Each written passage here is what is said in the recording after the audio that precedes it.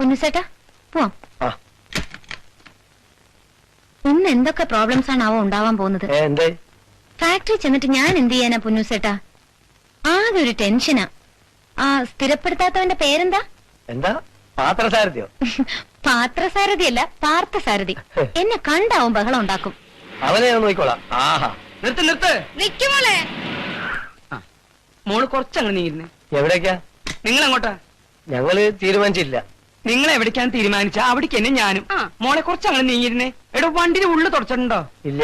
അയ്യേ, ഷർട്ട് മുഴുവൻ ചീത്തയാവും. ടവല് വിരിച്ചിരുന്നു. നല്ലോണം കാണത്തക്ക രീതിക്ക് വിരിക്കട്ടോ. മക്കളെ ഇച്ചിരി അങ്ങോട്ട് നീങ്ങിയിരുന്നേ, അമ്മാവനോട്ട് ഇരിക്കട്ടെ.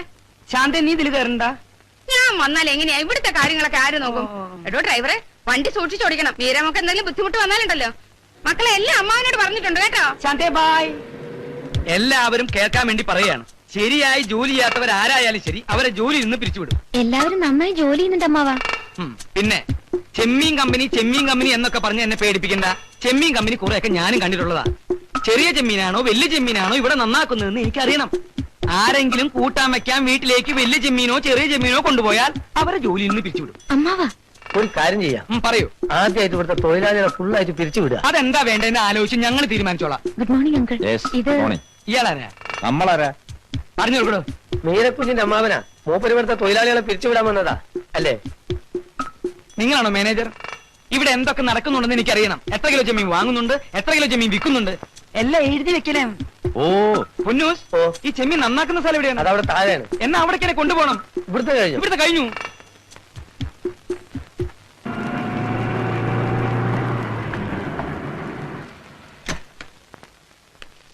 ഓ, ഇപ്പോഴെങ്കിലും ഞാൻ വന്നത് നന്നായി.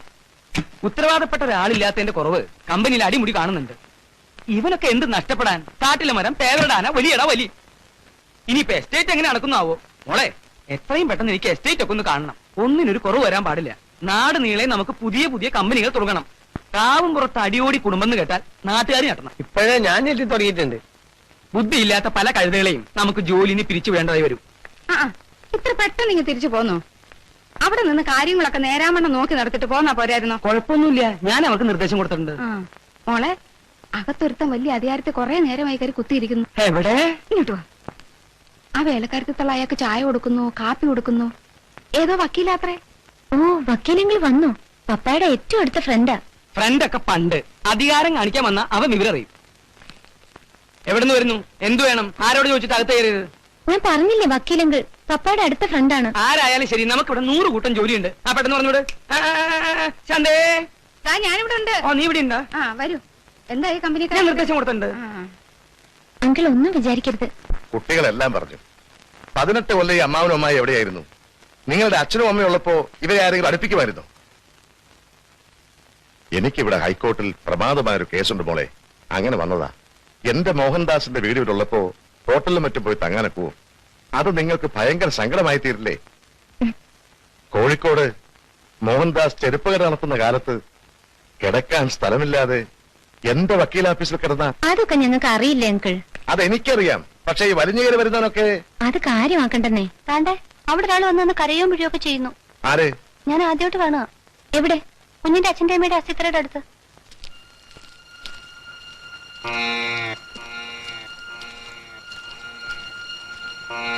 ഇവിടെ ആരും കാണാനില്ലല്ലോ. ഇവിടെ ഉണ്ടായിരുന്നു, ഞാൻ കണ്ടതാ.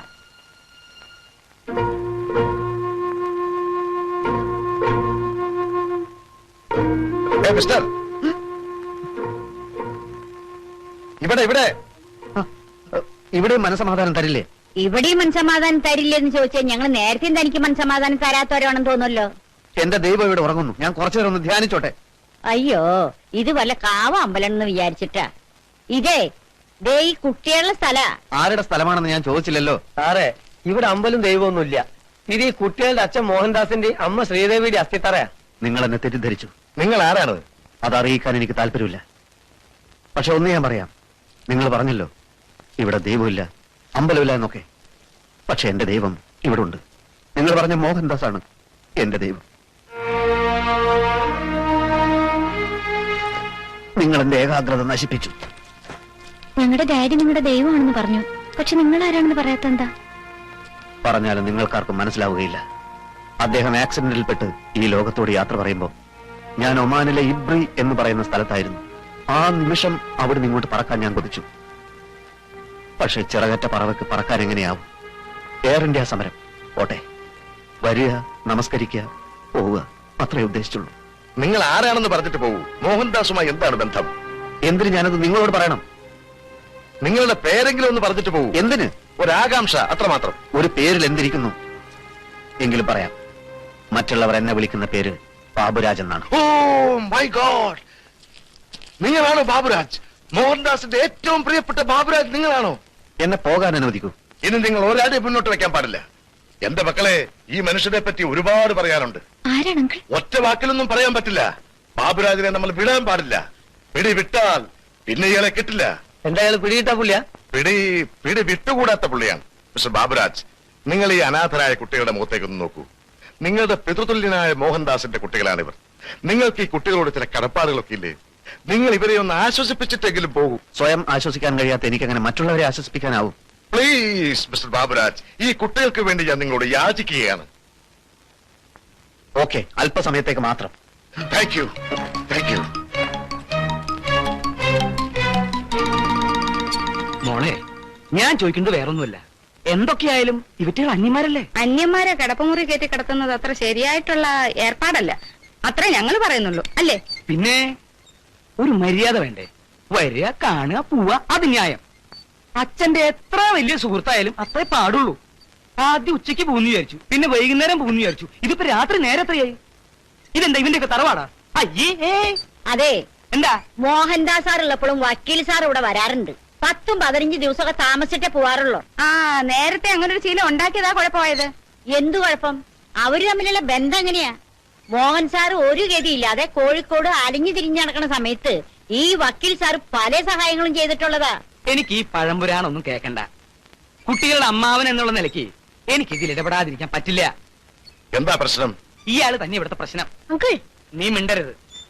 എത്രയോ കുറ്റവാളികളുടെ മനഃശാസ്ത്രം ശരിക്കും മനസ്സിലാക്കിയിട്ടുള്ളവനാണ് ഞാൻ. ഇയാളെ കണ്ടപ്പോഴേ എനിക്ക് എന്ത് മനസ്സിലായി? പലതും മനസ്സിലായി. വലിയ വിശേഷമൊന്നും പറയണ്ട. മോഹൻദാസ് ഉണ്ടായിരുന്നപ്പോ ഈ വീടിന്റെ 4 അയലത്ത് പോലും വന്ന് എത്തി നോക്കാത്ത താൻ കൂടുതലൊന്നും പ്രസംഗിക്കണ്ട. എനിക്കെല്ലാം അറിയാം. ഇയാൾക്കൊന്നും അറിയില്ല. ഞാൻ ഇവിടെ കാലുകുത്തിയ ആ നിമിഷം എന്റെ അമ്മ ആത്മഹത്യ എന്ന് പറഞ്ഞു. അതുകൊണ്ട് ഞാൻ വന്നില്ല. മോഹൻദാസ് ഇയാളെ ഈ ഗേറ്റ് കടത്തിയില്ല. ആര് മോഹൻദാസാ? അല്ല, ഭഗവൽദാസ്. ശ്രീദേവിയും മോഹൻദാസും തമ്മിലുള്ള ബന്ധം പൊളിക്കാൻ സകല പാരയും വെച്ച വിഷജീവിയല്ലോ താൻ. സൂക്ഷിച്ച് സംസാരിക്കണം. Uncle please. മോള് വെറുതെ ഇരിക്കെ. സത്യം നിങ്ങളും കൂടി അറിയണല്ലോ. ആ ബന്ധത്തെ ഞാൻ എതിർത്തിരുന്നു. എന്തുകൊണ്ട് എതിർത്തു? അവരുടെ സ്നേഹത്തിന് എന്തുമാത്രം ആഴമുണ്ടെന്ന് അറിയാൻ വേണ്ടി എതിർത്തു. നല്ല ആഴമുണ്ടെന്ന് മനസ്സിലായപ്പോ കല്യാണത്തിന് സംഭവിച്ചു. അല്ലേ ശാന്തേ? ആ, അതെ. ആര് സമ്മതിച്ചു? ഈ ഞാൻ സമ്മതിച്ചേ. ഇയാള് സമ്മതിച്ചെങ്കിൽ പിന്നെ എന്തിനാ അവർ ഒളിച്ചോടി? അമ്മയ്ക്ക് ഭയങ്കര എതിർപ്പായിരുന്നു, പറഞ്ഞില്ലടോ. അതുകൊണ്ട് ഞാൻ തന്നെ പറഞ്ഞത് ഒളിച്ചോടിക്കോളാൻ. തനിക്കറിയോ, അന്ന് ചാലക്കുടി കോഴിക്കോട്ട് പാസ്റ്റ് പാസഞ്ചറിൽ 18 രൂപ 30 പൈസക്ക് ടിക്കറ്റ് വാങ്ങി രണ്ടുപേര് കയറ്റി വിട്ടു ഞാനാ. നുണ, ശുദ്ധ നുണ. അങ്ങനെ ഒരു സംഭവമേ മോഹൻദാസ് പറഞ്ഞിട്ടില്ല. പറയില്ലല്ലോ. ആ സംഭവം ചെവി അറിയരുതെന്ന് അപ്പൊ തന്നെ ഞാൻ അവനോട് പറഞ്ഞിരുന്നു. അല്ലെങ്കിൽ തന്നെ തന്നോട് ഇതൊക്കെ പറയാൻ താൻ ആരാ? അവന്റെ അമ്മാവനോ അളിയനോ?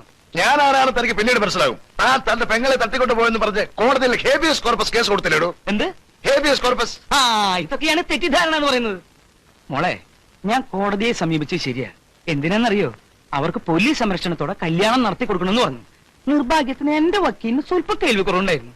ഞാൻ പോലീസ് സംരക്ഷണം എന്ന് പറഞ്ഞത് അയാൾ കേട്ടത് ഹേബിയസ് കോർപ്പസ് എന്നാ. അതെങ്ങനെയാ? ഇതുപോലത്തെ വക്കീൽമാരല്ലേ? ഇതൊക്കെ വിശ്വസിക്കാൻ കാതിലിപ്പൂ വെച്ച് കളിക്കവളയുന്ന ആള് വരും. പോലീസ് സംരക്ഷണം ഹേബിയസ് കോർപ്പസ് ആയത്രേ. ഓഹോ, ഇങ്ങനെ കല്ല് വെച്ചതെന്ന് പറയുന്ന ഒരു പോലീസുകാരനെ ഞാൻ ആദ്യമായിട്ട് കാണുക. നോണ പറച്ചിലല്ലേ തന്റെ തൊഴിൽ തന്നെ. അതുകൊണ്ട് ഏത് സത്യവും തനിക്ക് നുണയായിട്ട് തോന്നും. മോഹൻദാസിനെ താൻ ഗുണ്ടകളെ വിട്ട് തല്ലിച്ചതോ? തല്ലിച്ചതോ?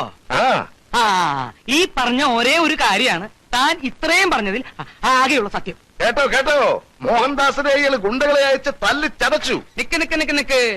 തല്ലിച്ചതിന്റെ സാഹചര്യം കൂടി കേക്ക്. തന്റെ ഭർത്താവ് ധീരനും ആണത്തുള്ളവനായിരിക്കണമെന്ന് ഏത് സ്ത്രീയും ആഗ്രഹിക്കും, ഇല്ലേ? ആഗ്രഹിക്കും. അല്ലെങ്കിൽ ആ ദാമ്പത്യ ബന്ധം തകരും. ഞാൻ ഗുണ്ടകളെ അയച്ചു മോഹൻദാസിനെ തല്ലാനല്ല, തല്ലുന്നതായിട്ട് അഭിനയിക്കാൻ. ശ്രീദേവി കാണുന്നത് എന്താ?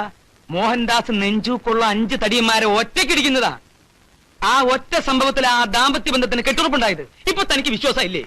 ഇതൊക്കെ ആരെങ്കിലും വിശ്വസിക്കോടൂ? താൻ വിശ്വസിക്കണ്ട. എത്രയും പെട്ടെന്ന് ഇവിടുന്ന് ഇറങ്ങി തന്നാ മതി. വക്കീലങ്ങളിനെ ഇവിടുന്ന് ഇറക്കി വിടാനോ? ശരി, ഇയാള് നാളെ പോയിക്കോട്ടെ. മറ്റവനാരാ? അവനെ ഈ നിമിഷം ഇവിടുന്ന് ഇറക്കി വിടണം. അവനൊരു കള്ള തിരുമാരിയാണെന്ന് എനിക്ക് അവനെ കണ്ടപ്പോഴേ മനസ്സിലായി. അവനെ പറഞ്ഞയക്കുന്നോ അതോ ഞാൻ അവനെ കയറ്റി പിടിച്ച് വെളി തള്ളണോ? തള്ളിക്കോ, പക്ഷേ അതിന്റെ പ്രത്യാഘാതങ്ങൾ കടുത്തതായിരിക്കും. അവൻ ആരാ? ഈ വീടുമായിട്ട് അവൻ എന്താ ബന്ധം? ഒരു ബന്ധമില്ല. എന്നെ ചൊല്ലി ആരും വഴക്കടിക്കണ്ട. ഞാൻ പോവുകയാണ്. മിസ്റ്റർ ബാബുരാജ്, എന്താണിത്? എന്നെ നിങ്ങൾ അതിഥിയായി ക്ഷണിച്ചിരുത്തി ഇപ്പോൾ അന്യനാക്കി അപമാനിക്കാൻ നോക്കുന്നു. ഞാൻ എന്നും അന്യനായിരുന്നു. അനാഥ മന്ദിരത്തിന്റെ ഏകാന്ത വരാന്തകളിൽ, തവളകളെ കീറിമുറിക്കുന്ന ബയോളജി ലാബുകളിൽ, എന്നും എവിടെയും അന്യൻ. മോഹൻദാസ് സാർ എനിക്ക് സ്നേഹം തന്നു. അദ്ദേഹത്തിന്റെ സ്വന്തക്കാർ ഇപ്പോൾ എനിക്ക് വിദ്വേഷം തരുന്നു. ഞാൻ പോകുന്നതാണ് നല്ലത്. നിൽക്കൂ മിസ്റ്റർ ബാബുരാജ്.